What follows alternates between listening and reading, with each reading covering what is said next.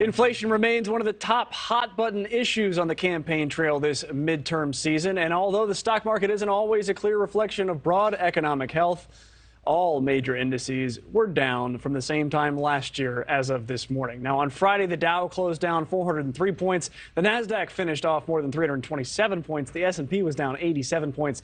Stock futures this morning, though, they're trending higher. So, wishy-washy.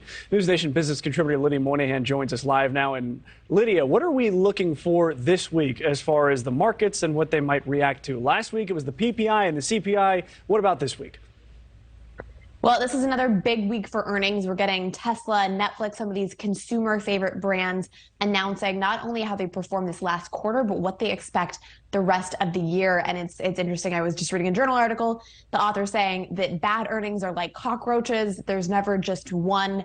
And so people are going to certainly see any of these companies' reports as emblematic of what we can expect in the economy writ large for the rest of the year.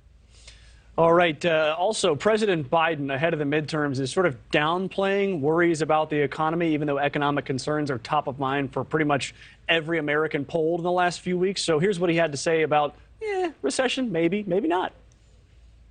Yes, our economy is strong as hell. The internals are. Inflation is worldwide. It's worse off everywhere else than it is in the United States.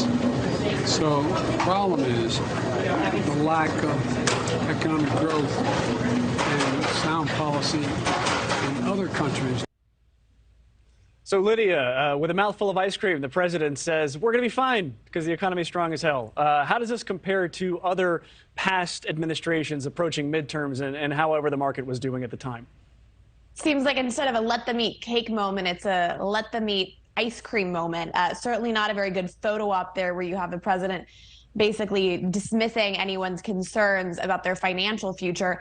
It's a very tough situation for them to be in because people are going to the stores and going to the gas pump every week and they can see that they're paying more for the same goods that they were a year ago or 2 years ago. And so you can't really pull the wool over people's eyes when they can see what's happening to their wallet. And of course, another pain point here is pension plans and what's happening in the stock market. Now, it's interesting. Axios came out with this poll that basically showed at this point in President Trump's administration, the S&P was up 22%.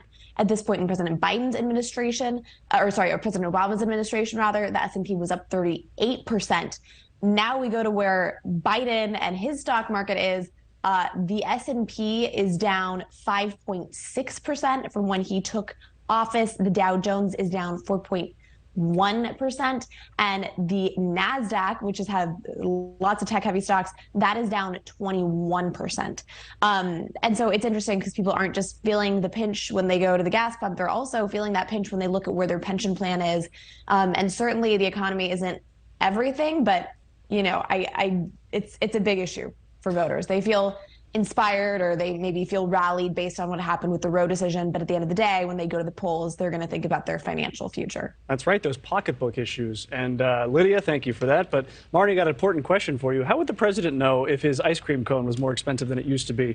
Do presidents carry around money? Do they carry around a wallet? Do they carry around an ID? When do you think the last time was that President Biden actually had to pull out dollar bills and hand them to somebody for something? There's always somebody else to handle that. Right. And I mean, when you're president, there should be. Yeah, right. There should be, right? When you show up to an ice cream shop. Also, if the president shows up to your ice cream shop, you should probably just give him ice cream and not worry about charging him. Yes, it's free to him. Yeah. I don't know when the last time, though. That'd be a good question. If President Biden would like to come on and answer that, among other things, be happy to. We have a few questions for him. That may not make the top 25, but it might be in there somewhere. Thank you for watching. Go to newsnationnow.com to find NewsNation on your television provider. And don't forget to click the red subscribe button below to get more of NewsNation's fact-driven, unbiased coverage.